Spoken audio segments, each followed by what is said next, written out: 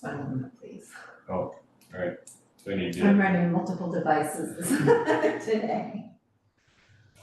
Are we recording? Do I need to record? We'll be back here in just a second and I can make this go away.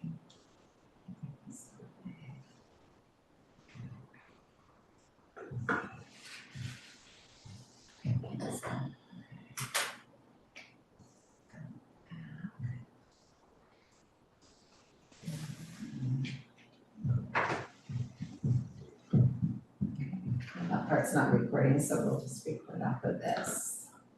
Okay, sorry about that. Okay, do I need to start over?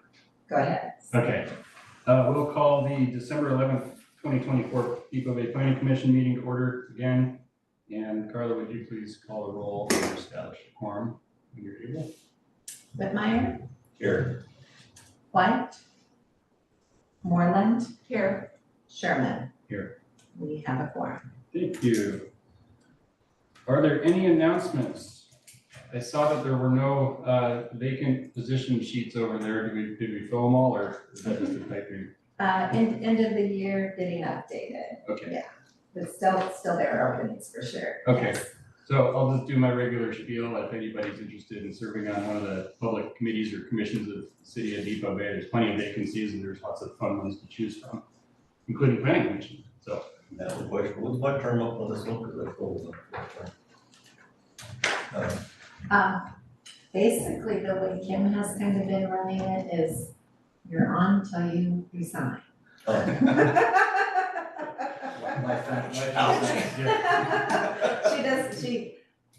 She isn't doing the oath of office with the, term expiration necessarily. She's just letting that. Yeah, the state asked somebody at the state asked if I was at the end of my term because the next available training session is in January. So I'll go ahead and sign up for that. Okay. Appreciate it, thank you. indeterminate term. They asked if my term was up for the end of the year. I'm going to respond, apparently not. All right. You're in. Okay, next item on the agenda is the approval of meeting minutes. We've got two of them from October 9th, 2024 meeting and the November 6th, 2024 meeting. Has everybody had a chance to review those minutes for any errors or omissions or corrections? I have a question about the November 6th minute. Page 4. Page 4. Line 21. Because it was a November 6th meeting, and I think the city planner was there at that time. Was he there at our last meeting? Not at, No? um, Because it No, says, because that was last month's. I think he was there the previous one. I think we just had Zach okay, in November. because it says at the top, makes it sound like he was there. I can't remember, but I believe he was still included because I think some of the case files that he had reviewed were in that meeting. And even though okay, so he absent- was listed as staff, even though he might not have been there. Okay, because then it just says, November the 6th. 6th. He was there. He was, He his last day was the there. 15th of November. It says, What did I do? and then it says that he resigned as of October 13th, which is, well, the date's just, Oh, it should be November. Okay. November 13th. So yeah, we'll get that corrected. Thank Okay. you for catching that. I'm only good at the dates, the rest of it. I don't remember who's here or not Let either. me check the rest of it. Okay, any other errors, omissions, or corrections? Anybody care to make a motion to approve? So approval of minutes. I'll second that. For both of them? I second both of them. Carla, would you please take the roll? Sure. Whitmire, Aye. Moreland, Aye. Sherman. Aye. All right, that will move us into public hearings. I've got my little spiel here to go read, and this will apply to both case files tonight. And yeah. The following statement will apply to all public hearings heard at tonight's meeting. The testimony and evidence must be directed toward the code section citations and criteria described by the Depoe Bay staff report or other criteria in the code the party believes to apply to the subject request. The failure to raise an issue accompanied by statements or evidence sufficient to afford the commission and the parties an opportunity to respond to the issue precludes appeal to the State Land Use Board of Appeals on that issue. Application materials and other evidence relied upon by the applicant have been provided to the city and have been made available to the public. The procedures for the public hearing will be as follows. A, there will be a staff report. B, the applicant will present testimony. C, there will be testimony from those in favor of the application. D, there will be testimony from those in opposition to the application. E, there will be rebuttal from the applicant. F, I will then ask if there is anyone who requests that the record remain open for final additional written testimony. If none, the public hearing will be closed, followed by the commission will deliberate and make a decision. There will be no further input from the public during deliberations. Are there any ex parte contacts, conflicts of interest, or bias of commissioners regarding the hearings before us? I didn't talk to them. I mentioned, I saw the public hearing notice, and what they were doing. Planning commission never came up. Just talked about the project. Gotcha. Is there any, you feel you need to recuse yourself or anything? No. Is there any opposition to any member on the commission hearing this case by commissioners or the public? Hearing none, we will move on to the staff report, and I'm sorry, I forgot to mention, this is for case file number 3-CS-PC-24, owner Robertson Camarena Holdings, LLC, Title Raves Restaurant. Thanks, Mr. President. In Zach Pell's contract city planner for the record, the case file was read into the record. This is a quasi judicial land use application for Type 2 coastal shorelands development application. It's a small expansion of the existing commercial restaurant that exists on the site. There's a architect's rendering of what that will look like looking, I guess, to the southwest. On the screen here, pretty straightforward. There is an exhibit here that kind of shows a comparison plan view. Just get to that here.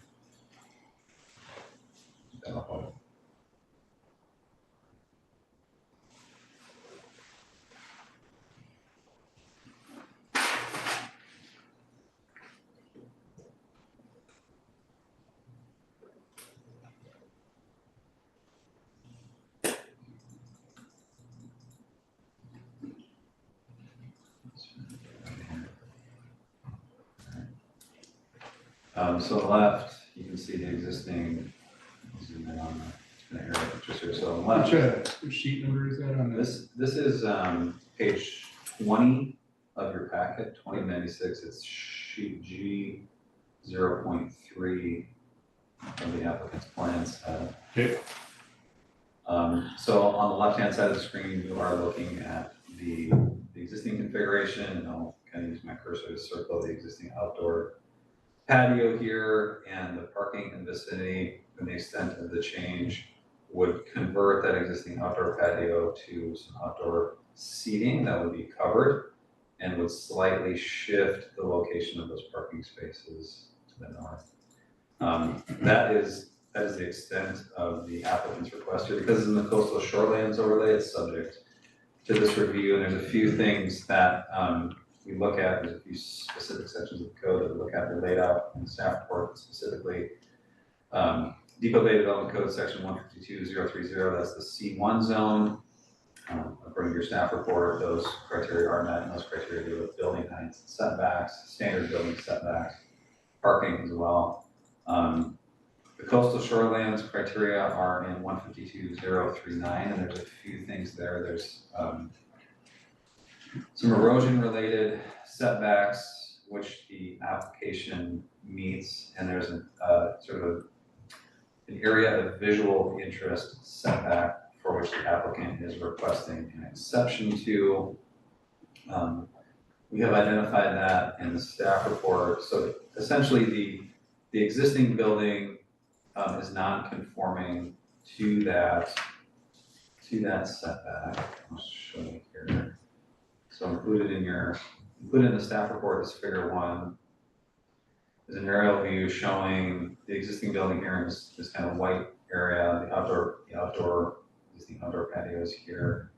This green line essentially marks the top of the bank or where that visual setback is measured from, and this red dash line is the 25-foot visual setback from that top of the bank. You can see that a good chunk of that existing title raised restaurant is located within that setback.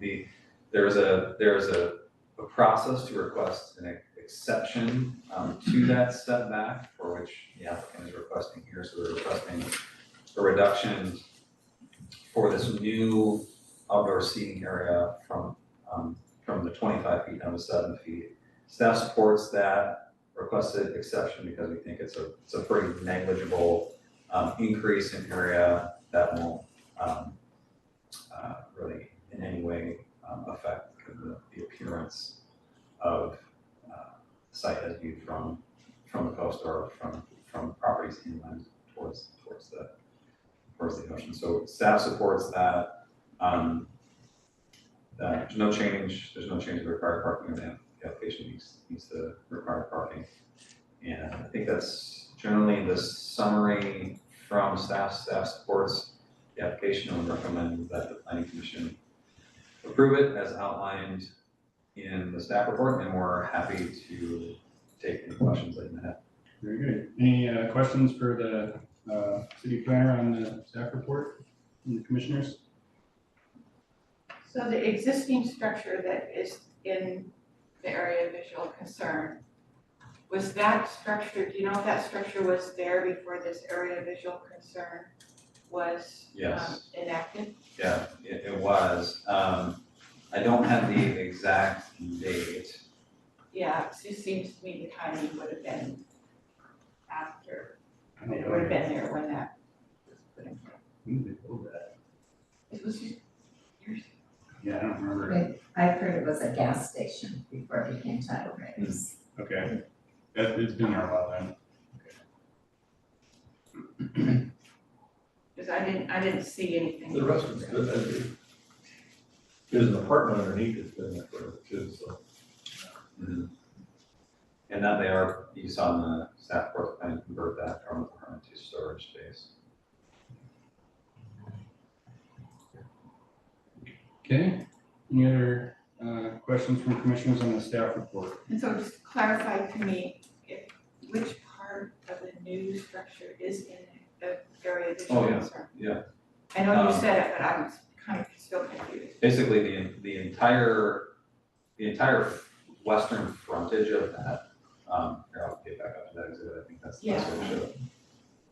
So, can I have this again? So, this red line, everything west of this red line is that setback, right? So everything between this green line and that red line is that setback. So all of this area of this existing building is within that visual concern setback right now. And what they're asking to add is a little covered area right here at the north, right? A little covered area? Yeah. So where would I actually see?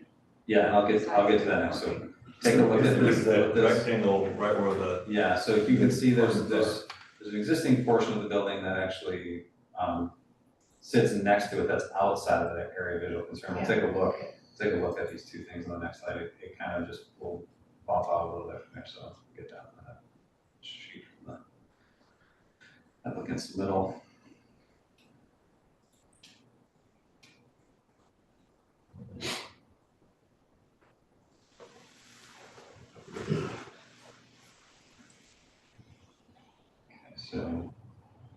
So the roof line, that existing roof line that we looked at before, that's outside of that setback is here. And this new patio cover will extend just slightly beyond that. So can you give me an estimate of? The is total- roof the total- that extends? It's the roof. The total new area of the outdoor seating area is 278 square feet. The roof area extension is slightly larger than that. Obviously, it covers the seating area just plus a little bit. Maybe we can ask the applicant to the applicant's representative to clarify exactly what that additional square footage of covered area within the coastal shorelands overlay is. Okay, And we'll wait for Daniel to respond to that during their testimony. any other questions on the staff report? All right, hearing none, next up is testimony from the applicant, if they're available. And is that him online there? Yep, this is me. Hi. Thank you, everyone. Good evening. Yeah, so I'm the architect working with Jesse and Manny at Tidal Raves. Thank you for the description of the project. It's very accurate. I do want to follow up that the addition is approximately 720 square feet. Other than that, the project has really been described pretty well. And of course, it's a pretty straightforward project. We just want to essentially continue to extend the same architecture that's there. Same roof line, same building materials. And then of course, we've modified the parking lot, ensuring that it still works with both the dimensional requirements and then also the number of parking spaces that are required. I also reviewed the staff report earlier this week with the clients, and we have no questions. So at this point, yeah, I'm open to any questions you all might have, but we're pretty clear on what we'd like to do here. Okay, I have one quick question to clarify. Could you repeat the square footage number? You said 700 something? Yes, it's actually 722 square feet. And I noted that on the proposed floor plan on sheet A 2.0. Okay, I'm looking at a number in our staff report. It might be the typo. It's 278 square feet.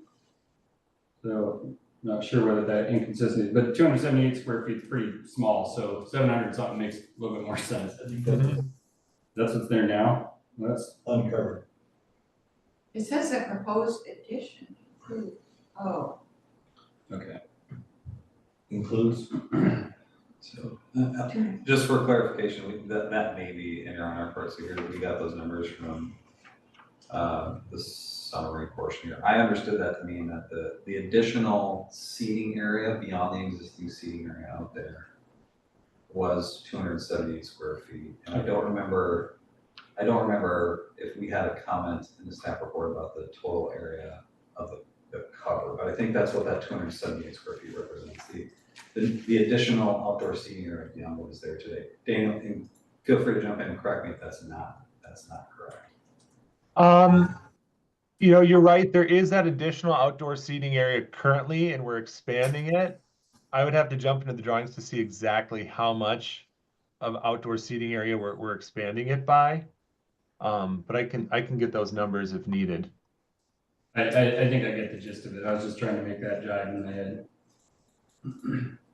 Okay, thank you. Anybody else have any questions for the applicant?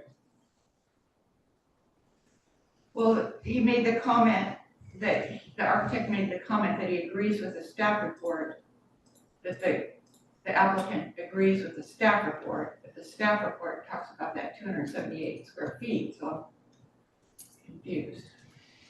Yeah, we might need to go back and correct that if that is. So read the whole sentence. It says construct a 270-foot exterior patio dining addition. Proposed There's addition. already 3 tables there. Mhm. So the additional space for some more tables over the one there already, then cover the whole thing. Correct. That was my intent in presenting that way. Okay. So the 278 feet is how much they have to move parking spaces for. And I think we wanted to make sure that that we acknowledge that there was an existing outdoor seating area already. Okay. Okay, I think I'm clear. Any other questions for the applicant? Well, we got them. Last call. All right. Hearing none, is there any testimony from anybody in opposition to the application on Zoom or in the public here?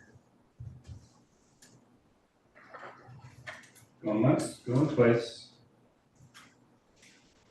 Okay, hearing no testimony in opposition, we don't have any need for any rebuttal. Is there anybody that requests that the record remain open for final additional written testimony? Hearing none. Last chance. All right, public hearing is now closed and the commission will enter deliberations. Do they have anything to deliberate? So I have a technical question for Zach. One of the conditions is combining two tax lots under one. What's the Yeah. process for that? It's essentially a PLA, and it's necessary because the building code does not allow any portion of the structure to hang over property line. I get why it's necessary, I just wondered what the process was and if we get involved in that, or if that's some other additional action. You don't need to be involved in a PLA That would be, city planner to Right, so they'll just submit process that property line. they'll submit a separate property line adjustment application to us that essentially deletes that interior line, and then once we approve it, they will submit a separate, what's called a record survey to Lincoln County Surveyor. That'll be accompanied by a new set of deeds for that property, just describe the new boundary for that, that'll get recorded at the property, and that's essentially establishes that new property. So it's the paperwork they have to do prior to doing. Yep. Yeah. Yep. I don't know, maybe we can deliberate. It sounds like they're extending an existing building a little bit and it's gonna be consistent with the existing building and, I like the food there. Well, I'll just make a comment just so I can Another time. make sure I'm being fair. Is that, I'm an advocate of the area of visual concern, as we all are, and if I look at the requirements, that the request is the minimum necessary, I'm not sure that it is. So, obviously the applicant wants this, but I'm not sure that it, in my view, it's the minimum necessary. And it has a potential to disrupt the character somewhat. There are some views of this from North Point and some other areas. Certainly. So we can see the restaurant from Little Rock Road. The north end of our property. I'm not sure we'd be able to tell in the building, the new structure is there. Not a distance, not an angle. That looks just like the roof that's there now. I don't disagree. I don't disagree that the area of visual concern is, you know, on the other drawing, there's a pretty clear red line that, you know, generally we aren't trying to put things or build things past. On the other hand, I suppose the argument could be how necessary is a restaurant on the ocean bluff period, but it's there. Well, the fact that the restaurant's already there, Yeah, kind of, that's where I'm at. if we weren't there, we'd have to be having a conversation. And it is a legitimate, you know, that's a real concern. But because there's a building already there, it's been there for who knows how long. It looks like it's been there a while. This is just adding, you know, filling in a hole, basically, in a cutout of the building that's there. I don't know that anybody's very different. And of course, in the interest of, you know, drumming up more, traffic and people buying dinner in Depoe Bay, a little more outdoor seating wouldn't hurt anything. That's where I'm at on it. Any further deliberations? Anybody care to make a motion? I move we approve application number 3 CSPC 24. I'll second that. Any further discussion? Hearing none, Carla, would you please take the roll? Moreland, No. Sherman. Aye. Whitmire. Aye. Okay, motion carries. That concludes the public hearing for case file 3-CS-BC-24. Next on the agenda is, and I'm going to do the ex parte contacting in here in a second. Case file number 5-GEO-PC-24, owner Chet Depoe Homes LLC. This is a geotech report review. Are there any same procedure applies that I read off earlier. Are there any ex parte conflicts of interest or bias of commissioners regarding this hearing? No. Is there any opposition to any member on the commission hearing this case by commissioners or the public? Hearing none. All right, moving on to a staff report for this case file, please. Thank you, Mr. President. This case file is already read. This is an application for a geotechnical report review for a new home on lot 21. The View of the Bay subdivision, against Chet Depoe Homes. The staff report is on page 25 of the agenda packet. The applicant's geohazard review is also in the agenda packet at page 52. Plans are at page 75, and the city engineer's response to the applicant's materials are on page 34. This is a standard geohazard review that we see for homes in Depoe Bay. The conditions subsequently are the standard kind of boilerplate conditions, with the exception of one condition that will require that the applicant get the geotechnical report stamped by licensed geologist. That was the only missing thing from the geotechnical report. Everything else looked good. The other accompanying conditions just have to do with sort of that pre and post certification by the engineering geologist to confirm that the home plans look good before the building department signs off on them, and once the home is constructed, that same engineering geologist will sign off to make sure that the home is constructed per their recommendations. Again, those are the same recommendations that we include with just about every single one of our geotechnical report reviews. I don't think there's really much more to say than that, but I'm happy to answer any questions. If you have them, the applicant's here tonight also to answer any questions or to present some testimony when you're ready for that.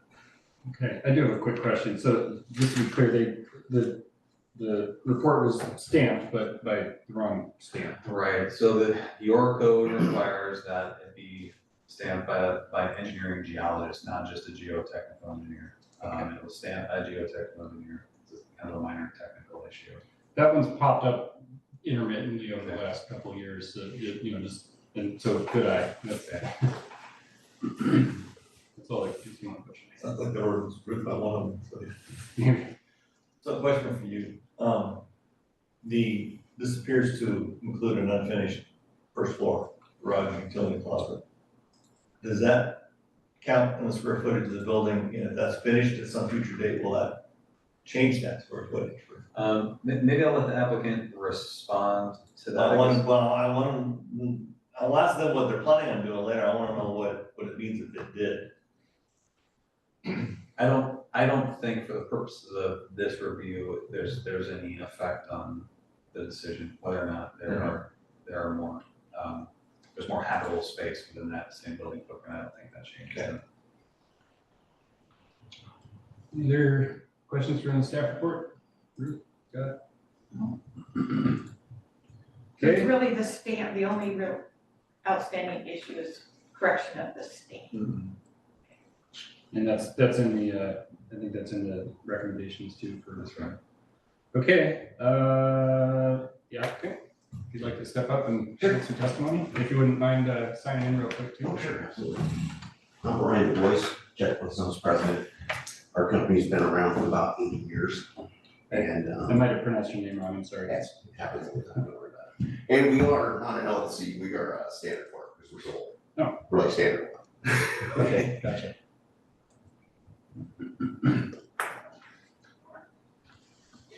So your question, the energy code now, we're gonna put the furnace down the room, and it has to be heated space now. Mhm. So it is part of the square footage of the house. Okay. Okay. I talked to Carla, and I went through 2 planners, and I got bad information. That's what that stands for. And I was giving him the whole spiel about it, but I actually called Kit, because my engineer said, I need to know if it's a the first one or mine. So I called him and he went, oh, the geotech engineer B would be fine. Okay. Guess it's not. So that by the way, that cost me $2,700. So I can probably get it signed by a geologist and fine, but it's just my frustration because I like to do things perfect. I don't like mistakes. So, okay. So anything else? And that's it. We're still a new house for my son. And he works in Newport at the PUD. So Nice. cool. It's gonna be a nice house too. Yeah, that's good. All right, any questions for the applicant? Hearing none? Thank you, sir. Thanks. We'll give the opportunity for anybody to testify in opposition to the application. Anybody, not many people here? Anybody on Zoom? The future homeowner potentially? Hearing none in opposition, there's no need for any rebuttal. Does anybody ask that the record remain open for final additional written testimony? Anybody on Zoom request the record remain open? Hearing none, last call, final chance. Public hearing will be closed and we'll go into commission deliberations. Any deliberations? I think I'm not sure what I apologize for I'm sure it's been said already, but for any mix-ups with the stamp. It's not your fault. It's the person who doesn't work here anymore. It's fault. It's not your fault at all. No, understood, but that can be frustrating for sure. But like I mentioned earlier, I've been on here for about 3 years. We've had a handful of those, the wrong stamp on this and that, and everything pop up, so. Is our code unique in that regard? I don't know. It's very unique. It is, Well, but it is pretty unique in this regard, Okay. They're built all around the state. I've never heard of this in my whole life. yeah. Alright. For a single family home permit like this, yeah, it's pretty unique. Okay. Nonetheless, it's clear in the code, so I mean, that's helpful. It's not like it's a gray area, I guess, but. Maybe something to talk to council about sometime, maybe. it'd be interesting to know the difference between those 2 professions. There's nothing. And I wouldn't expect that, but yeah. I mean, generally, if that's a question. That's a question. So this is not my area of expertise, but I do deal with this on my role, kind of on the private side, I guess. Generally, when we have applications involving more significant areas with more potential risk or geotechnical issues, an engineering geologist is required to review those instead of a geotechnical engineer. I think there's just some different, kind of more theoretical analyses that go into that. Kind of some more historical activity. That's what I can say about that. But That's good enough, yeah, because if the ground's more likely to move, you need to move it forward. yeah, they definitely work together, and there's a lot of, I think there's some more. Well, I know if Jim Embry were still on the planning commission, he'd be asking about any landslide assessment risk, but it looks like everything's been That's far enough back from the top of that hill, like that lot would be a risk. yeah. Not too far in front of that, though, is already moving. So it looks like the city engineer's done a review and has noted, I'm looking at page 6 of the staff report, where there's kind of a copy paste summary from the city engineer review, and yeah, it mentions the stamp thing, and then the rest of the, like Zach said, the boilerplate kind of recommendations. Didn't look like any other any technical issues popped up other than just the stamp thing and some other minor stuff. I'm not seeing any problem. Anybody else have anything to comment? Looks good to me.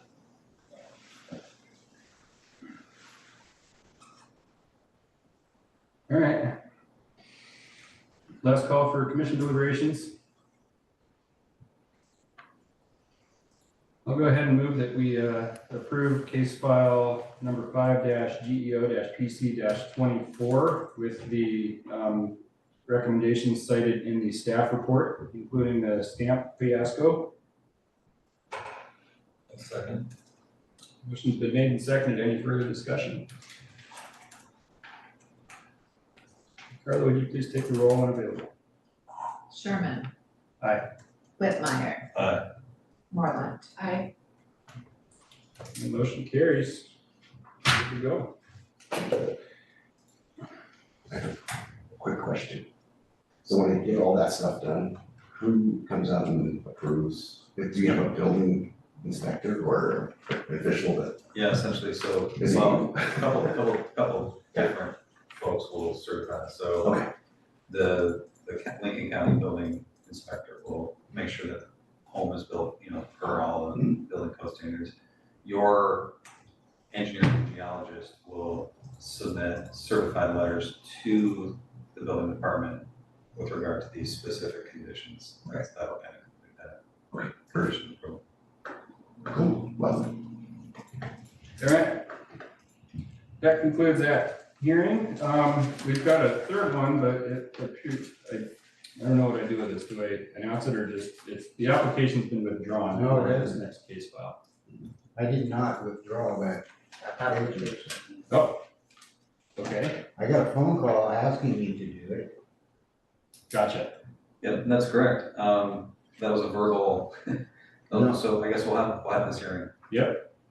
Okay. I was supposed to get something, an email from somebody about it, and I never heard, and me and my wife talked it over, and Okay, well, you're on the agenda. We can, Okay, I'll go through some staff reports. okay, Well, and we don't have a staff report, so what we're gonna have to do is we're just gonna talk through this. Thanks. So let's open the hearing and talk about it. all right, we'll go through, we'll make sure we're all good to go, so I don't have the, So the staff report is verbal. so the, There'll be a brief staff report. is there, so, let's open the public hearing for case file number 1-NCU-PC-24, owner Alan Fleming. Are there any ex parte contacts, conflicts of interest, or bias of commissioners regarding the hearing before us? Hearing none. Any opposition to any member on the commission hearing this case by the commissioners of the public? Nope. Okay. Now, I think we can proceed with a impromptu staff report, if you wouldn't mind bringing us up to speed here. Yeah, so the hearing before us is case file NCU PC-24. Staff reached out to the applicant last week to review some issues related to setbacks. What was the project? It's the expansion of a deck and the addition of a new deck essentially. So there's an existing deck on a home. That deck is beyond its useful life. It needs to be replaced. And the applicant would like to build that deck back, but expand so that that deck is currently encroaching within the setback. I don't remember the exact amount of the encroachment, but the setback in this area is 10 feet. The deck encroaches some distance into that setback. As submitted in the applicant's plans, the deck would encroach further into that setback. Staff,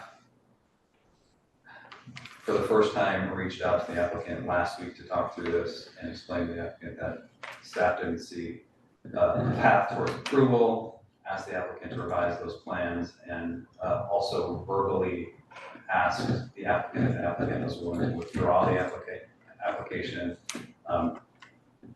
I am the staff in question. I had the conversation with the applicant. I have to look at my email. I believe I sent an email to Mr. Fleming with a summary of our conversation, requesting that request for withdrawal in writing. And it's true, I did not receive that back. I had been waiting for that, did not receive that.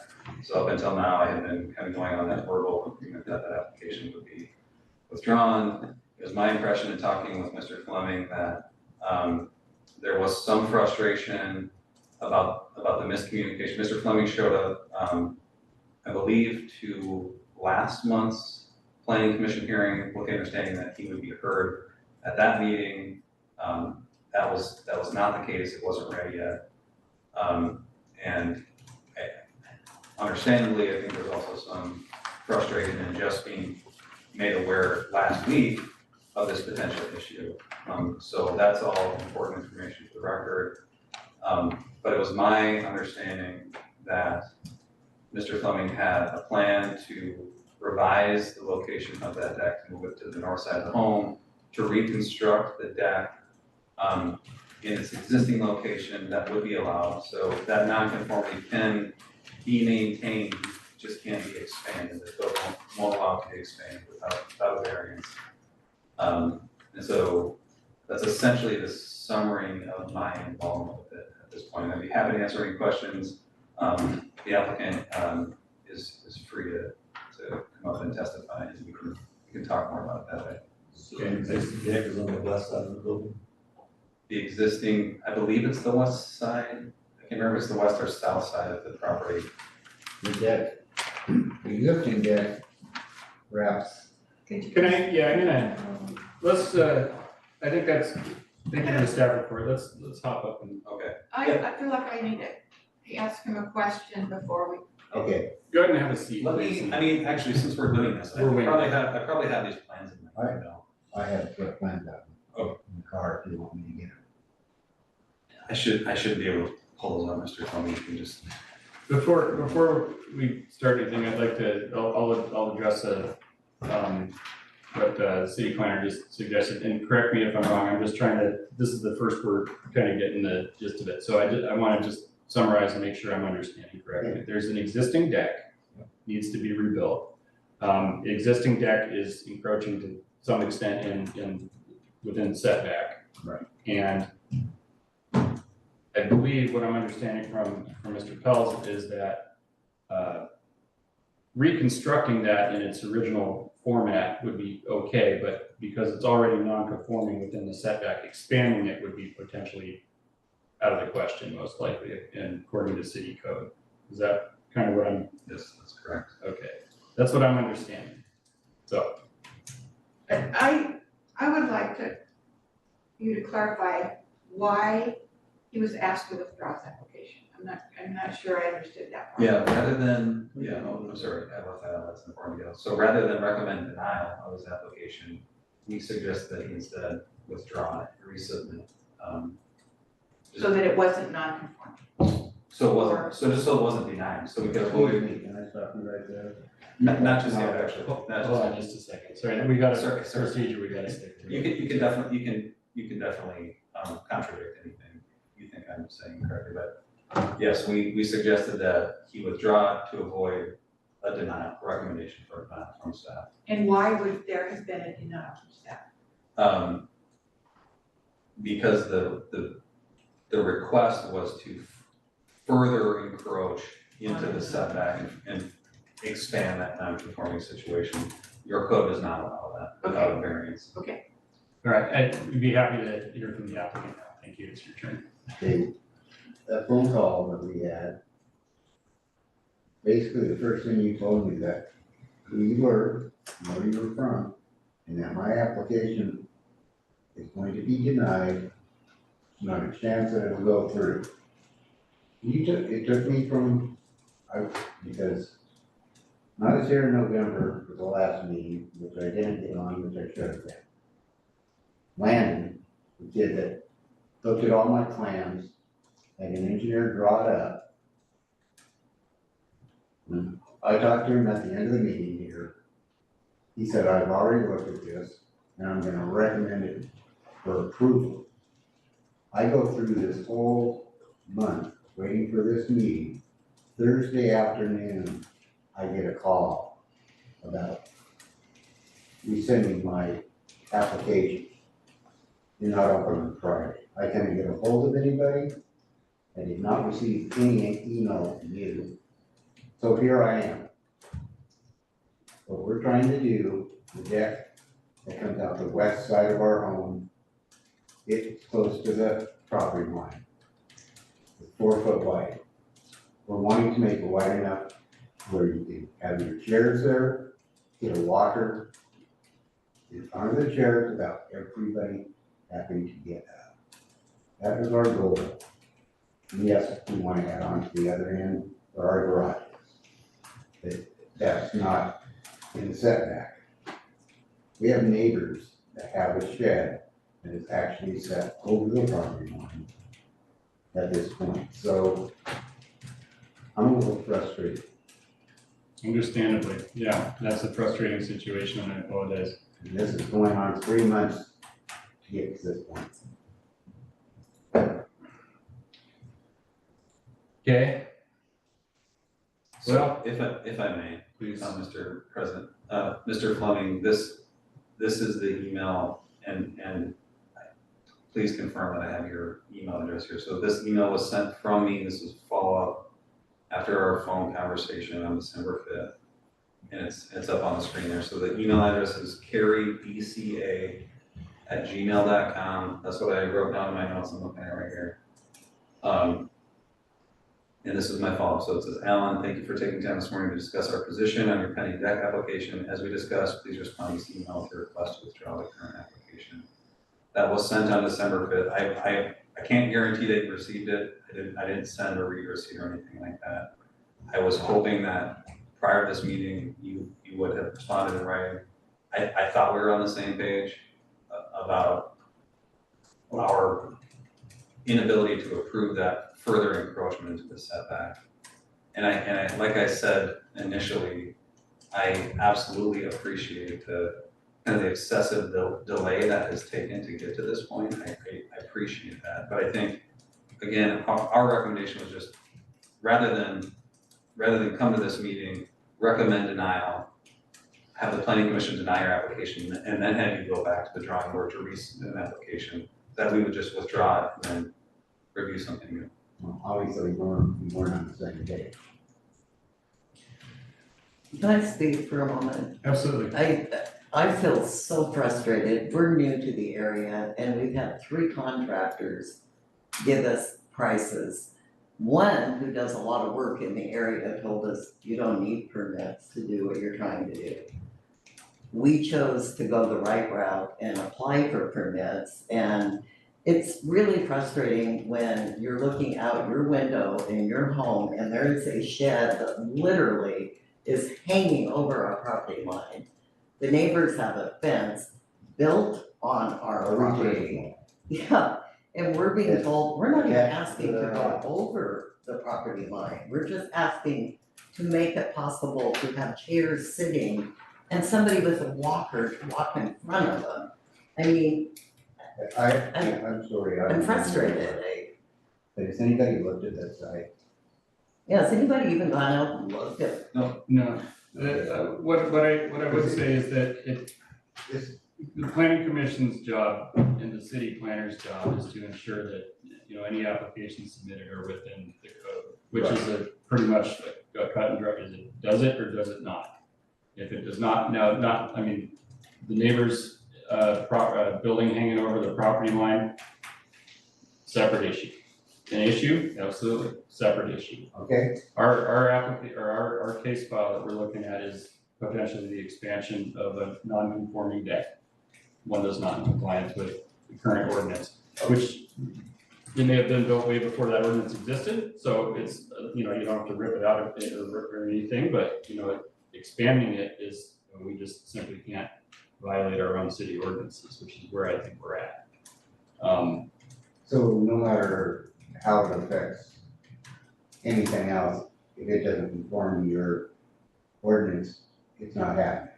We can't approve something that violates our own city ordinances. It's just, I mean, it's, What's the deal with the variance? You know, why apply for it? Right. I don't Yeah. understand. We paid money to do this. Yeah, Why?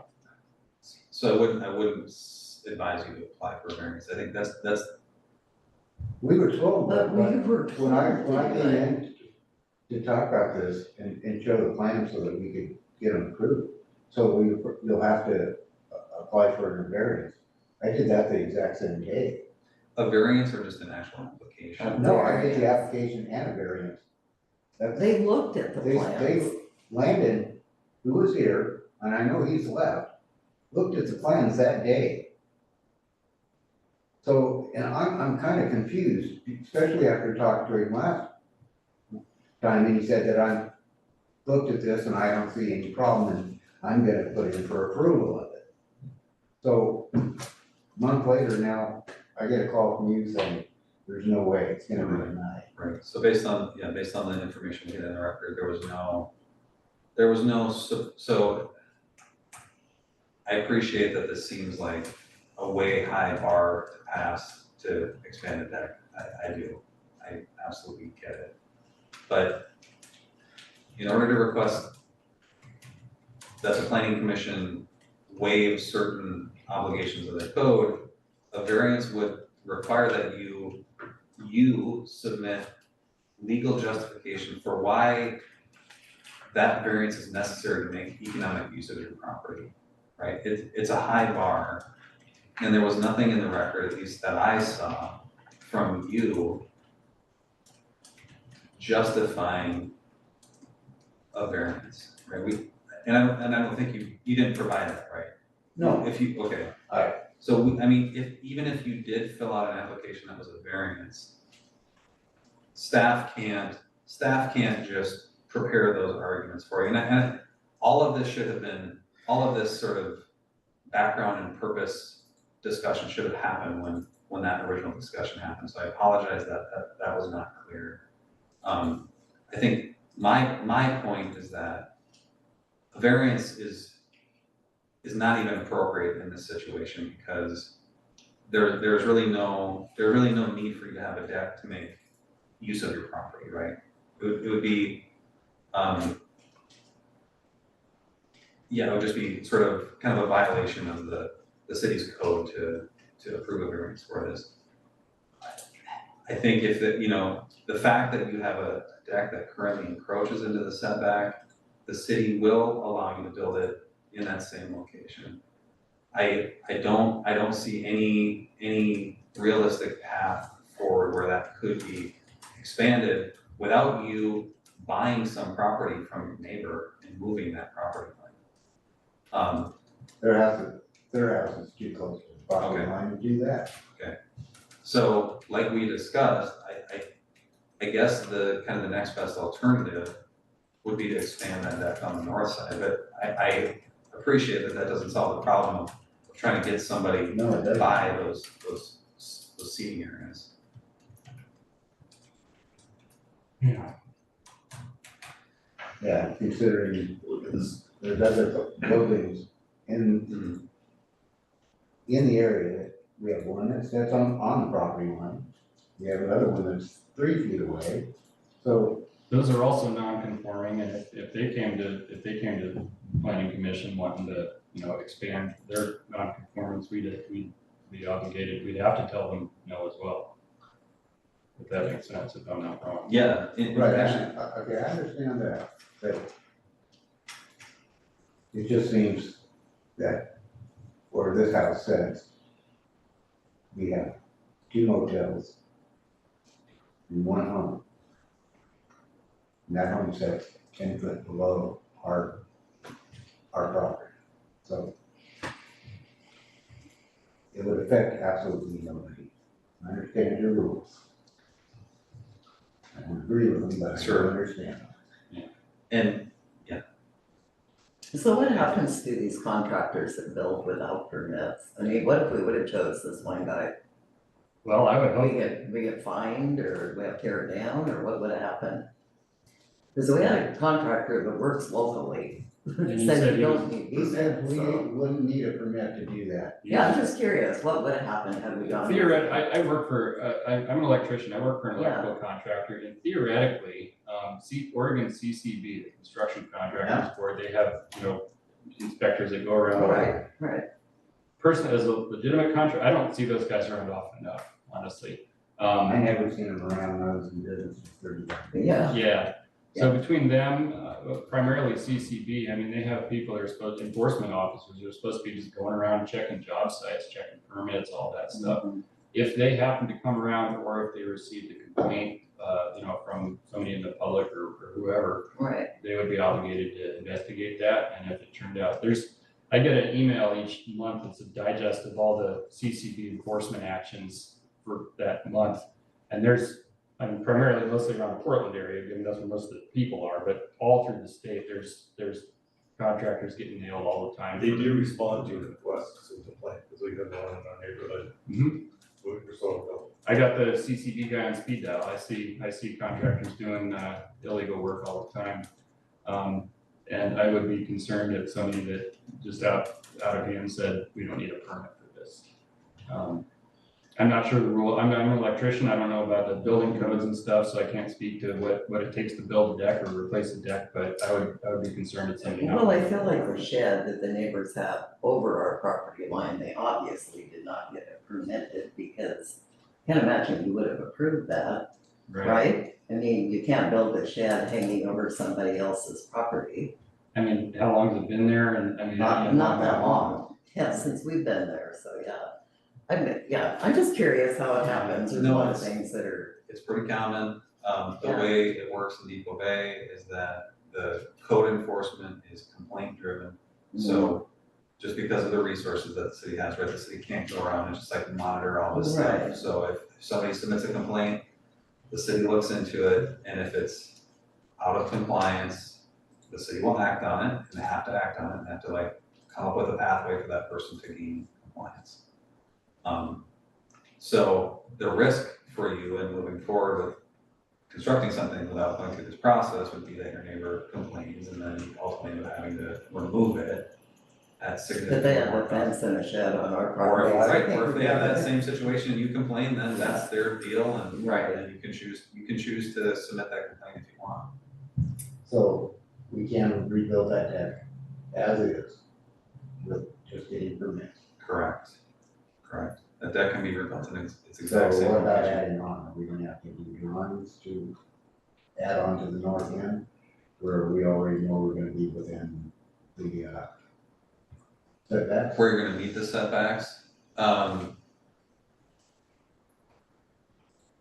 don't think so, but don't quote me on that, because I don't know if that will trigger this geotech. I apologize, I'm not familiar enough with the city's code to answer that question. I apologize, I don't know it, I'm just too new. But I'm not sure, it may trigger this geotechnical review that you just heard us go through on this previous application. What we had originally talked about was this non-conforming use, and I don't remember any discussion about the geotechnical review as part of that. It was. So assuming that there's no new non-conforming, and assuming that the prior review looked for that, I don't think it would require review, but again, don't quote me on that. I will get back to you tomorrow with that answer. I guess I've got the ability to pull, we have a hearing now. We have to make a decision on kind of how we're gonna move forward here. So I would like to take a minute to pull up your plans, if you don't mind, just to make sure that we're all on the same page with regard to whatever decision we're gonna make. Yeah. I think the options are to approve the applicant's request, and to do that, the planning commission is gonna have to come up with some findings that support that, to deny the request. I guess you could approve with some conditions. The applicant could withdraw this application still at this point. We could continue the hearing, to allow you some time to revise your plans and come back. We could schedule a date certain for another hearing to avoid the need to go through notice. That's probably the most efficient way to do it, if you think you would be able to submit some revised drawings by the time we meet next, which is January. January the 8th. My thought is, what gives another set of drawings gonna show? I mean, Yeah, you already have the original deck, I don't understand why we have to draw it again. Yeah, that's true. So again, it might not even require an application. I'm just thinking, since we're here now, and since if it does require if it does require geo review or some sort of permit, at least we would have skipped the step of having to provide a notice for that next hearing. And all you have to do, you wouldn't have to submit an application. If we continue the hearing to next month's meeting and just said, we're gonna give staff some time to work with the applicant to revise those plans, to submit a new deck the way you want it, then we just show up here next month with your revised plans and we talk about them then. If you withdraw and then submit, you have to submit a new public notice, there's a 20-day notice period, new staff report, all that stuff. I don't think there's anything we can fully resolve tonight. I think we can, so you're not flat telling me no? I don't think we can expand a non-conforming use ultimately, but, sorry, Carly, you got. I just had something I needed to add to the record, Sure. again, because This one's kind of. under the improper. presumption that, this application was, withdrawn, I did have someone who did contact me wanting to see a staff report. I informed them that the application was withdrawn. So we have that, and then I do have one, piece of written testimony that did come in. Yep, that's right, and we need to read that into the record, and it's a long letter, so we won't read the whole thing. Carla, do you have that? Can pull Letter it handy. up here. Maybe we can, while you're pulling that up, we can kind of conclude with the applicant's testimony and any questions of applicants, and then we can read that as part of the Okay. public comments before we close it. Sounds good. I wanna pull up this site plan just so we can all. Do you want me to read it or print it and distribute it? If you don't mind printing it, I think that'd be. I'll do that. Yes. That way we can, yeah, because some of it's just Hey, can you quoting please from the print- can you code please as print well. a And I'll- copy for the yes, you applicant? bet. I'll be right back.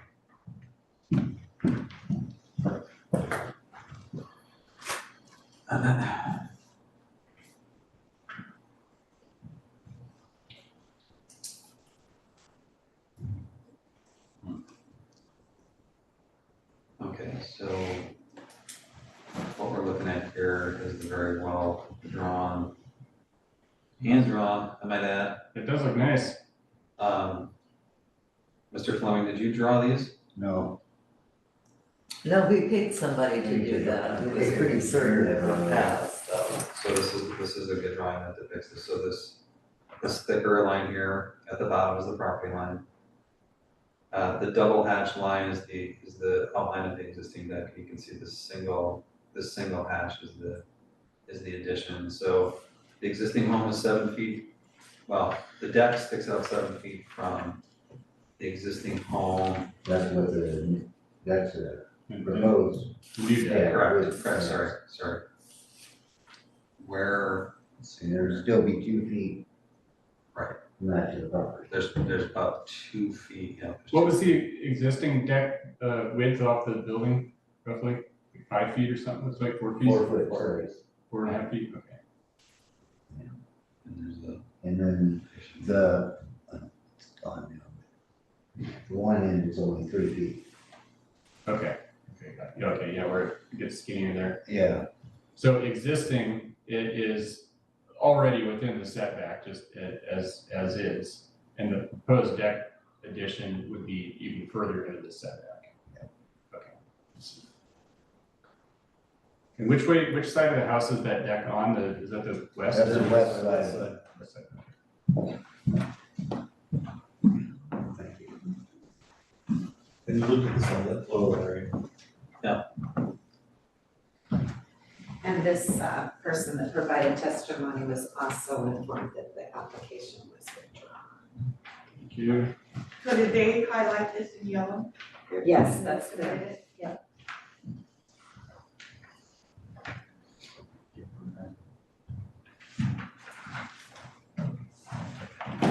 Oops.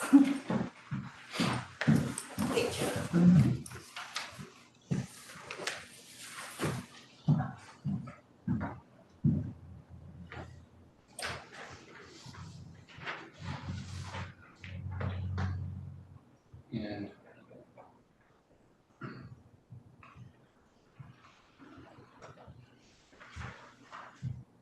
this letter does pretty much state the reasons why we wouldn't be able to approve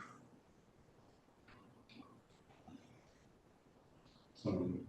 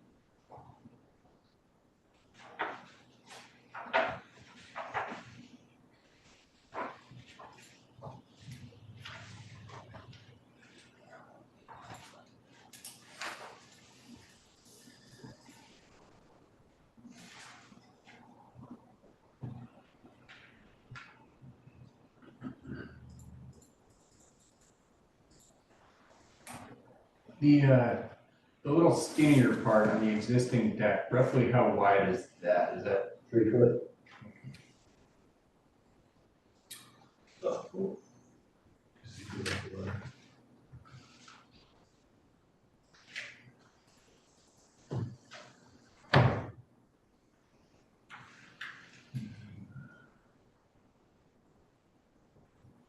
And from this, I'm not sure if I see the dimension or not on there, from the side of the building to the property line is what?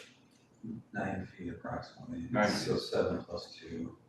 Okay. Is that 2 feet 4 inches? Is that what that's saying? Yeah, Oh, yeah, okay, so this is 9 foot 4. And the setback's 10. Setback's 10. So the building itself is already in, Correct. The home itself is already in setback. Which, again, is okay, it's just not conforming, right? So. Yeah.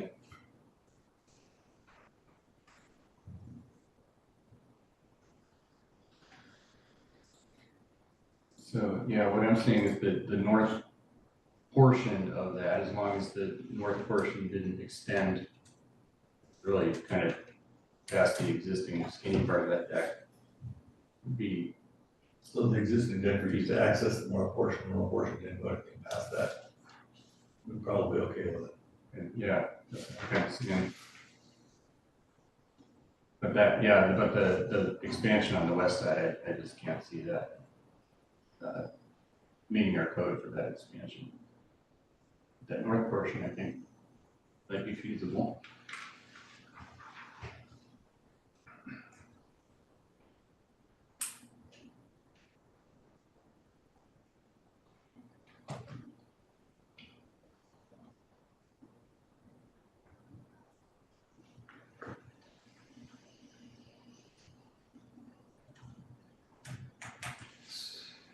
So I guess at this point, we've had a staff presentation, we've had applicant's testimony. We have presented this public testimony. I don't believe there's any other public testimony.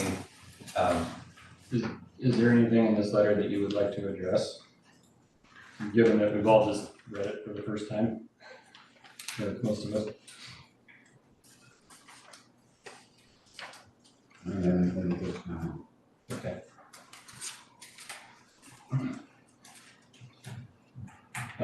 Yeah, kind of seems like might be better to get our collective act together and proceed further later. Right, I guess, Mr. Fleming, just so you're clear, if the planning commission closes the public testimony portion, they have to make a decision based upon your submitted request, based on the information that's in the record, right? And I guess I won't try to predict what that might be, but you have the right to request that this hearing be continued, and that would delay a decision, and that would allow you to revise your application in a way that you think would respond to the issues that we talked about tonight. So that's one option. I would advise you to do that. You don't have to take my advice. Yeah, I know. But the other path would be to withdraw. I think Well, requesting a take the time, continuance. Pardon me? I'll take the time and do a little research. Okay. And meet again. I guess we do need you to formally request a continuance, and you can just say that. You can say I'd like the opportunity to have the public hearing continue to a date certain, to allow me some time to revise my plans based on the testimony received and things like that effect. Yeah, it's like a continuing terms. So, next meeting, I guess. Which is the January. Okay. So we've got a request from the applicant for a continuation for this hearing. Do we need to move on that to table this? Or should we? Yes. Yes. Chair will entertain a motion to table this application until the next regular scheduled planning commission meeting in January. So, Second? I second that. Okay, motion's made and seconded to continue this public hearing at the next planning commission meeting. Any further discussion? Hearing none. Carol, would you please take the roll on that? Whitmire, aye. Moreland, I, Aye. Okay, so that concludes everything for tonight, and I apologize for all the run around for whatever, but I think we can get it resolved. I think we're getting familiar with your proposal at this time anyway, so we're off to a good start. And on behalf of the city, Mr. and Mrs. Fleming, I very sincerely apologize for how this has played out. I'm committed to helping you get this to a state that we can approve. And I, again, apologize that this is, the next meeting will be the third time you're here to talk about this. Were you in the planning? I'm a contract planner with the city. I'm filling in while they find a permanent replacement. We've been trying to assist the city as they've transitioned from KIT to land and now this next planner, and it's been a little clunky, as you know.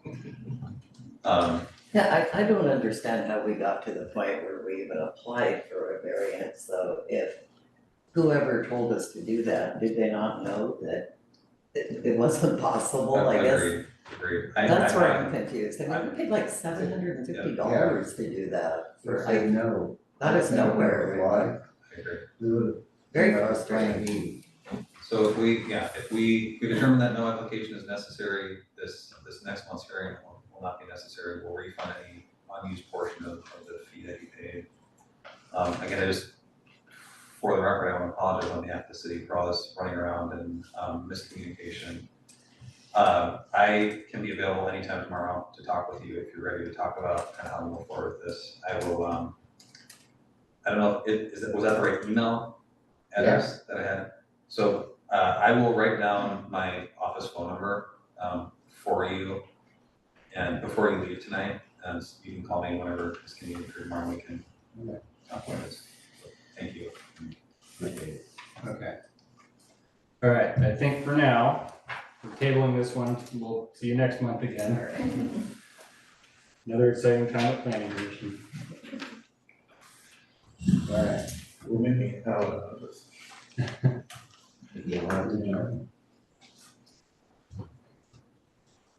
Okay, well, that concludes everything on the public hearings docket for tonight. If you all want to stick around for the exciting unfinished and new business and whatever, you're welcome to. I think we'll pass. Don't blame me. Have a good evening. Good night. Okay, do we have any unfinished business? So does the door. well, and I have some questions about this situation. I don't know where, if at all, it would fit here. Planning commissioner concerns? Okay, Sounds like a perfect Yeah, perfect portion of the meeting to talk about that. yeah, let's blow through this until. We've got some things to talk about that too, so. Okay. No unfinished business? Do we have any new business? Nobody? Anybody still on Zoom? I don't check here, I don't see anybody. No. So, No. no public comments. City council liaison report, did anybody go? There you go.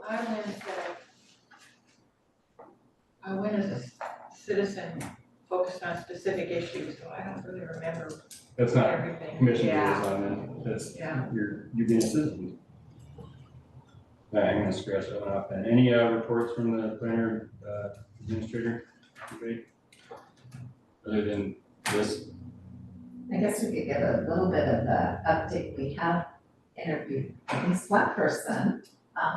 And we did get contacted by someone today that, has some significant planning experience. Hopefully they'll go ahead and submit their application, but at this point, we have not hired anyone.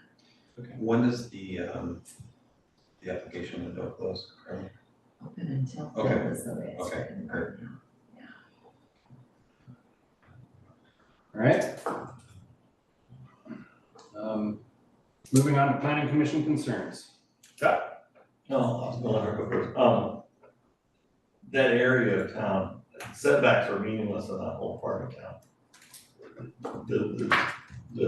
If you look at the satellite photo, there's buildings that shadows are, forward. It's hard to tell the difference between buildings and shadows, because it's just on the hill, and it's always been that way, and probably was a good thought built that way, it's a fishing village, because that was the only street in town, it wasn't the highway.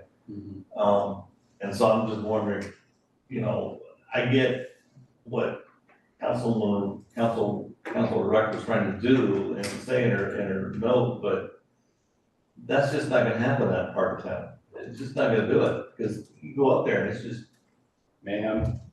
it's a mess, but, and it's not gonna get fixed until buildings get moved. Or, one thing the planning commission could do is eliminate the setbacks, or eliminate setbacks for decks in that location. The only thing you can do is eliminate the building code fire separation requirements. But you could choose to eliminate setbacks there if you think that makes sense, and that's kind of important for, that's within Well, your. the city council would have to do it. I'm sorry, you could recommend to the city council Yeah, to make that change to the ordinance. Yeah, it's a big process. It's a Or lot of just- The text We've- amendment yeah, we've- that would go yeah. up to. Yes. But could we like Yeah. piecemeal pick out one part of the No. city and do that? Well, yeah, you could, it'd be like, you'd have a special district, it could be new like overlay district, or you could zone it something different, and just have. Well, it's south of there on Williams is C1, isn't it? So things that are on the west side of Williams up to a certain point is C1. And then the other side of the So street. that's what is I would not. do, is just take the whole area C1 and be done with it, because there are no setback requirements in C1. But that would allow all kinds of, Well, it's two lots, okay, it's two lots, it's the south side of whatever that street is that goes up Burnell. And then, so it's just those two houses right there, and that's it. so, that's a pathway for them, that's gonna take longer than, it's probably gonna take at least 6 months to go through that process. So maybe that's something I can suggest to them tomorrow, that there may be some traction with the planning commission to recommend to the city council that they amend that code. Do you feel like the city council would be supportive of that kind of change? If both owners were in favor of it, I think they might, so now, she might. So you're talking about just spot zoning, Well, because or are you talking about the? if you look at the satellite, there's Williams runs along here, and then there's this Burnell Street, and then the two houses that are, this one off of Williams and the other one off the street below, are the only two buildings that aren't already in C1 territory. And if you just made it that block, so that the C1 covered went to the street corners, you're affecting the two lots, and that's a perfectly legitimate thing to do, because everything else is already C1. Yeah. Their neighbor to the south is an apartment building. So it's the house, and of course, like he said, the house below is 10 feet below, and they look out over the top of the roof when there's, Now, if it were C1, they could tear that house down and build a 4-story building in there. Yeah, which And is, block their view, but, you know, that's an option, I mean, that would be. but the one size fits all thing works when it works, but if you're talking about an old area of town like Williams where it's just mayhem and whatever It's going already on. mayhem, so I don't think more mayhem's gonna matter. I think, you know, in fact, a deck across there that, because right now that piece of property, the back part of that property is useless. They can't use it for anything. So putting a deck over it makes sense. And I don't think it affects the neighbors at all, and then if the neighbors complain, they can move their shed. Yeah. I mean, No, I agree, I mean, I guess I do wanna say this as part of the public hearing, but like, just so you know, I don't always like agree with these rules that we're recommending to implement, okay, like, actually, very often I don't agree with them, but Right. when it's clear and there's no real path to deviate from that, I don't have an option. well, Like, that you area, don't really either. Neither we. you know, that area precedes the zoning ordinance by many decades. Mhm. And so I'd say, it probably takes a city council action to approve a variance, but I would recommend that that's the route they go. Because I don't, if the neighbor complains, do you know who wrote the letter that you didn't talk about? Because this was the councilman here. That's who wrote this is who wrote the letter, Okay, was a but you councilman. said, you told one person, Someone called okay, who wanted to get the staff report, which I'm assuming, had I not told them, one, that this was withdrawn, would have either attended or wrote written testimony. so the only person whose input I would really value would be the neighbor downhill, because it's the only one affected. And I would only value it to the extent that hear what they had to say about it, how it would affect the use of their property, or if there's any effect at all on it.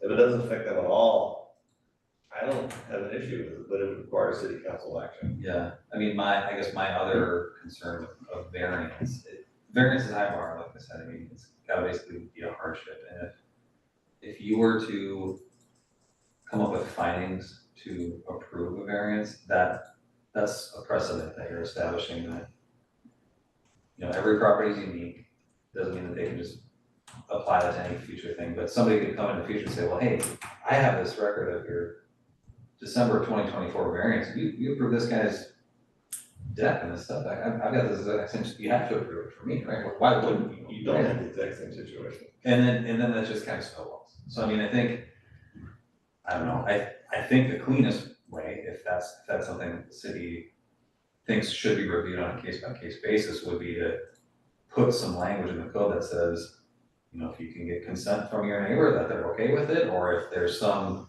you know, if you can demonstrate that there's adequate building fire separation or something like that, and leave it kind of discretionary like that. Maybe that's a way you could go and then kind of keep it open. Have we, this is a tangent, but have we talked, or have we, what am I trying to say? Have we talked to city council about setting up a joint meeting sometime maybe after the new year? I think that Kim is waiting till the new councilors take office, which will be the first meeting in January. And then get something figured out, okay, Yeah. I think we would probably appreciate that, to sit down Yeah. with them, and We've got, this is a good one to add to and that. then in the tickler file for that to be brought forward. As long to as the it leaves council. February. Yeah, One thing to keep in mind, I guess, as you talk about this, and depending on where this particular application is at, these are ex parte communications, right? So just make sure that if you talk with council about feelings about that, make sure they're clear that if there still is a pending application, that you're taking notes about that, so you can say, oh, you know, we talked about this. Ruth, I'm sorry, I skipped right over you, did you have anything to add or share or concerns? Yeah, I have a lot of concerns about this. I don't know exactly how to express it, but it doesn't make sense to me to take this specific problem with this couple and make a zoning change recommendation based on it. I mean, there needs to be other reasons. Seems the tail wagging the dog. Yeah, kinda. And then how does that affect other parts of the city that may benefit from the same type of thing? And then also, you described the purpose of a variance and what was a legitimate variance. And I had never heard that type of description of it before. We lived and died by variances here. I mean, that was, and so I was confused about that and where you come from. And we've had, ever since I've been here, I don't know, 4 city planners maybe, with different approaches to communication. So I do not understand on the surface of this why he cannot ask for a variance. Sure.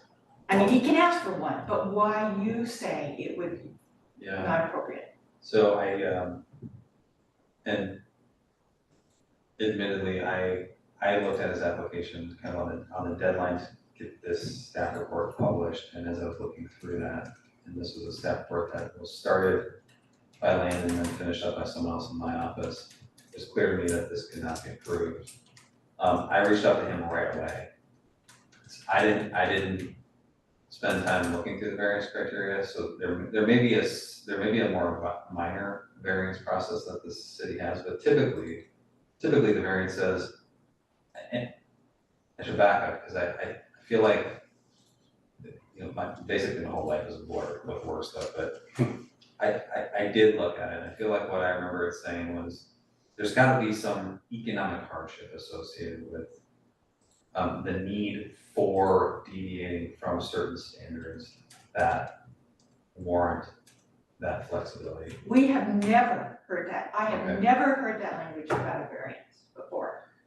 I'm happy to pull it up and we can kind of dissect that if you want. Just I mean, I'm not disagreeing with you, No. but I may just I work in dozens and dozens of jurisdictions throughout the state. That's the common language that the variance would have. There's a minor, some cities have things called minor variances or adjustments. In the case of that tidal waves, there was a separate thing within that coastal shorelands code that allowed an exception, right? And that was something that was even different, that was built into that and said the planning commission can approve an exception if these 3 standards are met. So there are other opportunities for flexibility built in, but I don't think that same thing exists for setbacks. And then the only other option is a variance, and now I'm really curious to see what it says. We've got 5 criteria. That's what I remember. We had 5 criteria that have to be satisfied, including not So what's that section? So it's 152.171. There was one that was requesting, a couple years ago, requesting 9 variances, remember that one? yeah, And it got shot down pretty quick because a lot of it was self-imposed. So the new Senate bill. Yeah. Going into effect. We didn't take advantage of that. So those are adjustments. You can get up to 10 adjustments for needed housing. Is that only for new housing? I don't know, that's a good question. Because that sounds like a no. I think a big chunk of that Senate bill had to do, not just with new construction, but, new construction, the presumption would be that, like a new development or something, you do it all compliantly. But when you're dealing with existing properties. Oh, no. You're gonna go for all the variances you can get. Right, that's what the thing Even said. with new construction, but I think if it applies to existing buildings, just wait until the bill's in effect and ask again. Yeah, maybe that's a good suggestion. Can I run through these 5 criteria real quickly so we can kind of clear the reference? So it's just for the records, 152.171 A through E. So the first one is variance may be granted only in the event that all of the following circumstances exist. A, exceptional or extraordinary circumstances apply to the property which do not apply generally to other properties in the same zone or vicinity and result from lot size or shape legally existing prior to the date of this chapter, topography, or other circumstances over which the applicant has no control. B, the variance is necessary for the preservation of a property right of the applicant substantially the same as owners of other property in the same zone or vicinity possess. C, the variance would not be materially detrimental to the purposes of the chapter or to property in the zone or vicinity in which the property is located, or otherwise conflict with the objectives of any city plan or policy. D, and I think this is one of the more important ones. The hardship is not self-imposed, and the variance requested is the minimum variance which would alleviate the hardship. And E, the hardship asserted as a basis for the variance does not arise from a violation of this chapter. Very, very high bar, in my opinion, right? Extending that deck, you're creating your own non-conforming issue, and it just says explicitly here that you can't do that. This language is very consistent with like kind of this model code language for variances.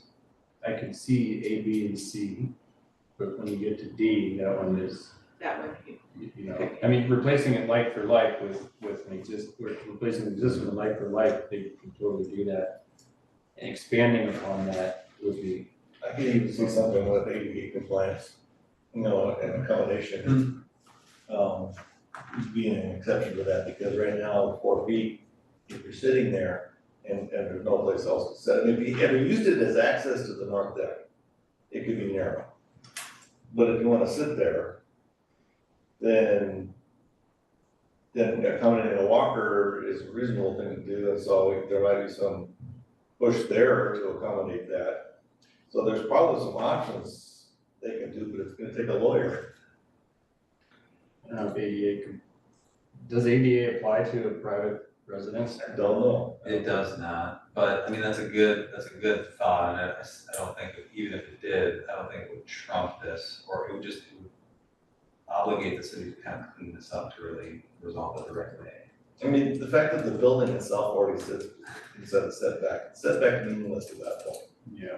Just, you know, it's a done deal, there's no going back, it's not gonna be remedied, according to her, you know, according to the letter, the goal was to bring those kinds of buildings into compliance. Well, that's never gonna happen, because in that particular case, so just admit defeat, go on. Yeah, so in this case, I don't think, I mean, if the code is what it is and we maintain that, then I don't think we could approve an extended deck without tweaking Either the way, it's not ordinance. our hands, it has to be the city council. So, but I think there's some arguments to be made that the city council could do that in that one case. But not in a timely fashion. A text amendment is significant. City council never Process. does anything in a timely fashion, it would have to be started in January, the first council meeting. No, we have to notify all the property owners in town. There's a whole different process to that text amendment process. And it starts, Oh, we're talking about changing the ordinance. if you're talking about changing the ordinance. Well, that's probably the more And, onerous process, I think. and then a zone change is a, The zone change would be another one, but just a variance for those two lots would be a small, but it still requires city council action, you can't do it. And the well, a applicants would variance have has to go look at through the variance procedure. Yeah. So And it probably would fail you that. come back to the planning variance. Is there an appeal for that process, those criteria?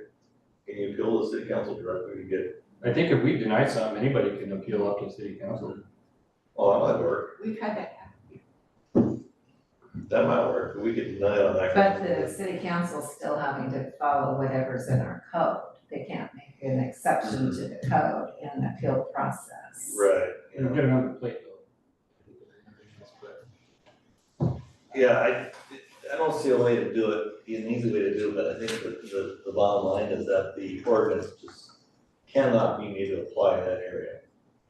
I think though that could be said for a lot of town if you really look at it. I mean, Oh, you yeah. look at our parking requirements and there's a significant amount of legacy in structures that if those were to change use or want to expand or then they would be held to those off-street parking requirements. How are those gonna be met?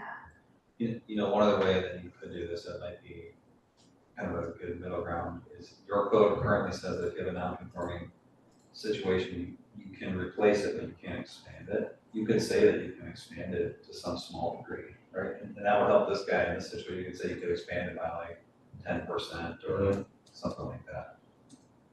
And that's probably something that most people could get behind, rather than just saying there's no setbacks here, or Right. And that would sort of give some deference to people that have these existing situations, right? But for new homes with new decks, they'd have to meet all the requirements because they have a little more ability to put them in the right spot. Well, you building it, you gotta put the building on it. And what is that suggestion? Is that a text amendment? That would also be a text amendment, yeah, so it'd be an amendment to your non-conforming use. But this gentleman, they want this deck, Mhm. not 2 years from now. Yeah. And I'm not pushing for there, but I'm concerned about their perception that the city planner misled them. Yeah. Which, is a side issue. We've had that come up before with the transition in city planners and Mislead It is a was- strong word, I think. He wasn't here long enough to want to code. yeah, I don't mean that, but he thinks. Well, he feels that way right Yeah. now, but Lennon wasn't long enough to want to code like that, and that requires Yeah. digging into it, and there's a lot of code to look through, so. Yeah, so I mean, in the short time I've been here, this has happened a lot. And I think what we need to do is to encourage applicants to, before they submit their application, to set up a time to meet with us and talk through their plans. Give us some time to kind of look at the plans relative. Usually, we do that in what's called a pre-application meeting. Are you familiar with that? No, it sounds like it makes So- sense to do. There, on this type of application, it's pretty simple. You have to do sit down with me and we can go through it. But most applications, like a subdivision especially, we need to know what the fire department thinks. We need to know what your folks think about these things before they're submitting plans, and before they're coming to you. We've had a lot of issues recently where we just had a lot of questions by the time it comes to the planning commission. I do not like that. I want to have all the questions answered. I want us all to be on the same page about conditions of approval and where we're going. I don't want you guys to be confused about what's happening.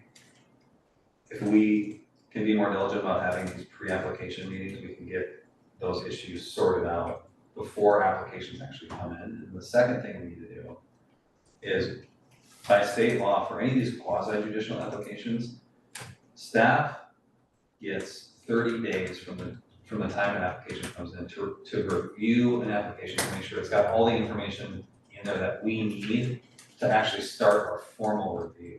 And that includes like, Has to be deemed complete. it has to be deemed complete. We've been doing that, and I think it's kind of been a historical practice for the city with really good intentions, because they want to help these people out, because these people are in a hurry to get their projects done. But what ends up happening is it shoots them in the foot, because like this guy, in the sake of, or in the interest of trying to help him speed things up, now we're slowing him down, right, because now he's finding out last minute. If we took that 30 days to go through everything and say, we're missing this, we're missing that, and by the way, I see that, I review your application relative to their non-conforming use, I don't see how you get there, let's sit down and figure out how we can revise that. Before we get to this meeting, all those things are taken care of, right? As long as, I am kind of the one making or having some influence in decisions here, I think we're gonna need to really work hard to kind of implement that process for applications that come to you, and I think that's gonna help kind of clean some of this stuff up. I'm committed to doing that.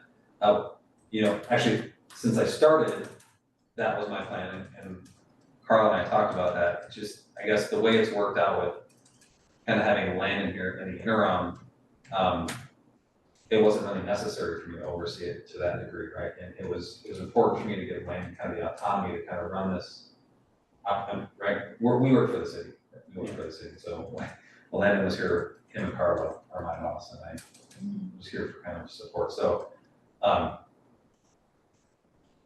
don't think that Landon was here long enough to really kind of get that process established, but I think that's an important set of procedures to put in place to make sure that kind of get this cleaned up, and then really be clear with applicants up front that this is our expectation. We're gonna take a little bit more time getting this to the planning commission, but it's gonna make sure that these basic questions are figured out before we're recommending denial, a week before the planning commission hearing. this sounds like something that would be important to emphasize to anybody applying for that open city planner full-time position. Yeah, Carla, I have an email drafted to you and Kim, that I sent to John earlier this week that kind of lines that out. I think that this is something we need to really like institute and we'll get going. But yes, absolutely. I mean, It would be good to nip any kind of issues at the bud before they come before us. I mean, these poor people are gonna be at 3 consecutive planning commission meetings with nothing being done and still might not get the deck they want. Yeah. But yeah, going forward, absolutely, I think that's, a pre-meeting, pre-conference, whatever. Make sure everybody understands. If I walked in off the street to apply for a deck expansion, I wouldn't know heads from tails. Most people don't. Of who course, aren't familiar of with the course. process I mean, and all and this. they shouldn't, that's what we're here for. I mean, the fact that they have to come to a planning commission to expand their deck, that's a big thing to do. Yeah. And I guess just to be clear, like, we're gonna tell a lot of people that what they wanna do is not doable, right? But it's There's way better to do contractors that out there upfront. that'll do it anyway. And yeah, it's way better to do it up front and help them kind of get to a path, get to a point, I guess, that they, as close to where they wanna go as possible, rather than what happened tonight. And that's just, for me personally, it's embarrassing, and it's just not, it's not good customer service, it's not a good way to represent your constituents, right? So I guess, for me personally, I apologize that happened. I feel at least partially responsible for that, the way that played out.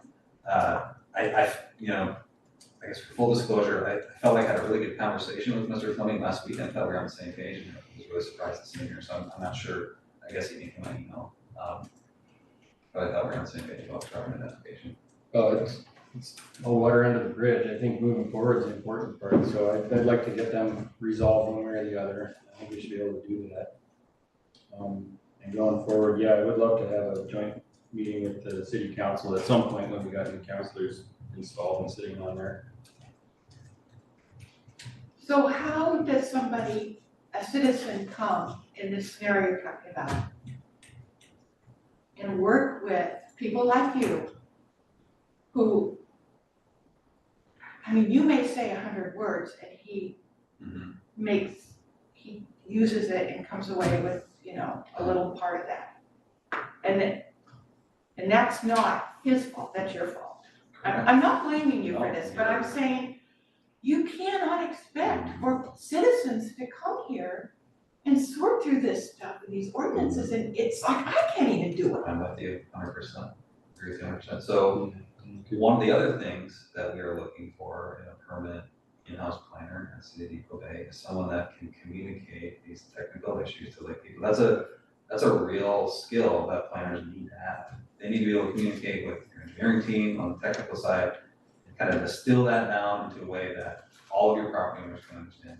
They have to know that. And it takes some time to kind of understand that, right? And there's a lot of moving parts, right? Like how to design a stormwater facility and where to put it and why it can't be in a certain location. I mean, all that. There's just a million things to know. You're absolutely right.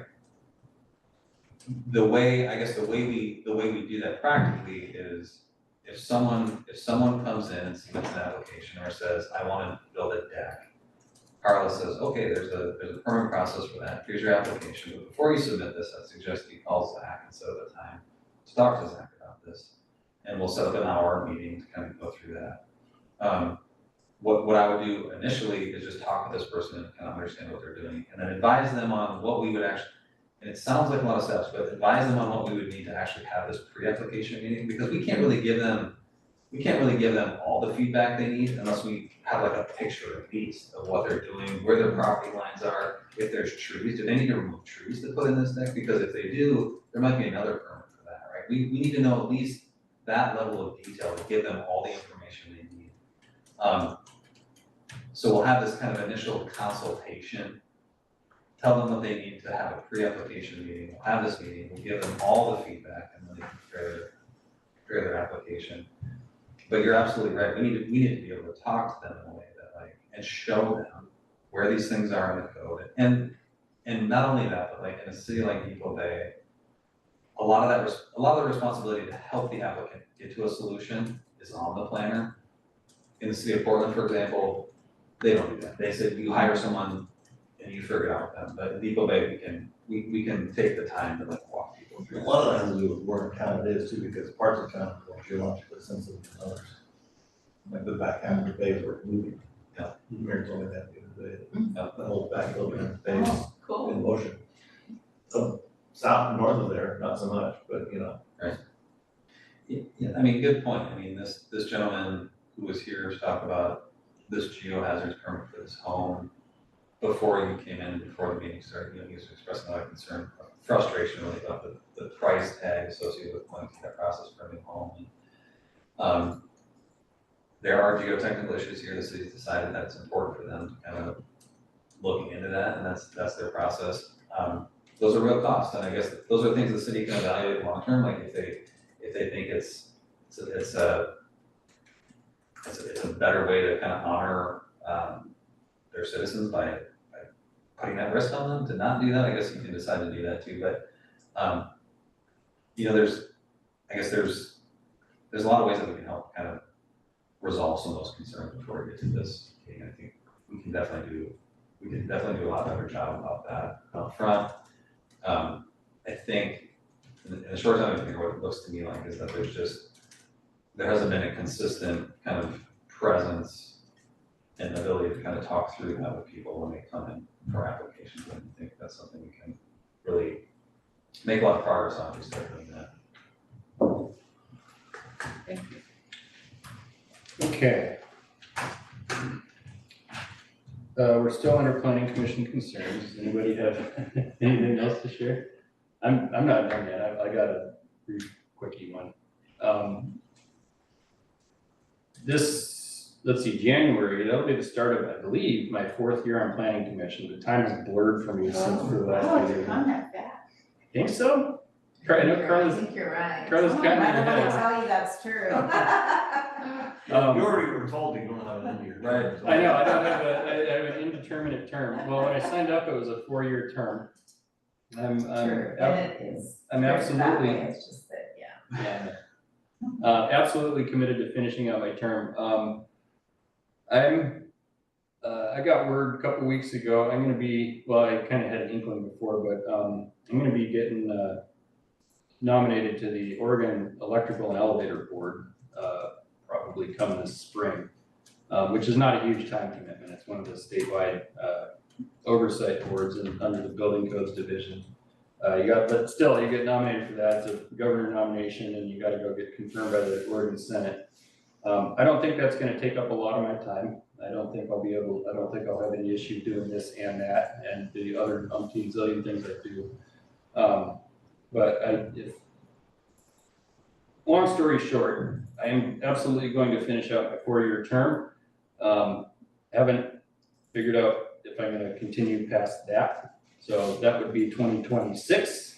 So quite a ways out, but that's where I'm at on that. I'm not sure what I will go either way on that. But so I guess all that I'm saying is I'm going to be even busier come partway through next year, and we'll see if I can stick it out on planning commission beyond. Is there any extra work for you, the chair, other than having to read the script?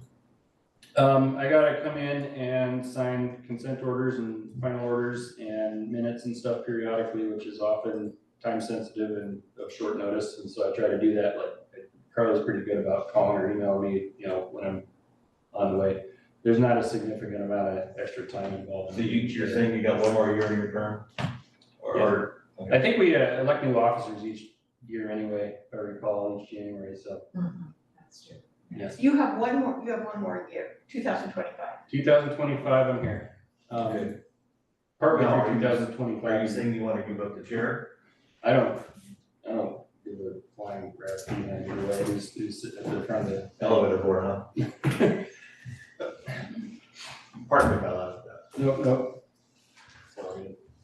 Anyway, that. No, Well, thanks, I hope you get that though. I think you can that's a get big that. deal. I think, well, it's, there's some real jackwagons that have gotten on that board before, so I do have I am a stickler for proper licensing and credentialing for skilled trades. as well as, things like, evaluating we'll be the ones responsible for evaluating and adopting the electrical code every 3 years.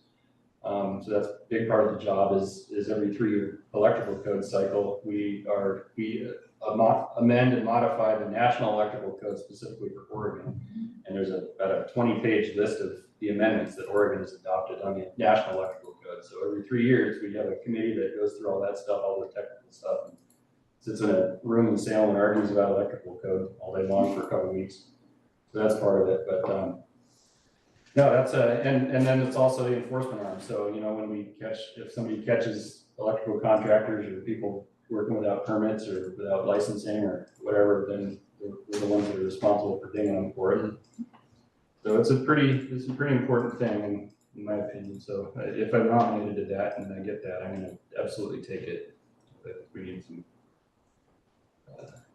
good oversight and guidance on our state building code boards. Especially since you're overseeing your peers, basically. Yeah, You're one of them.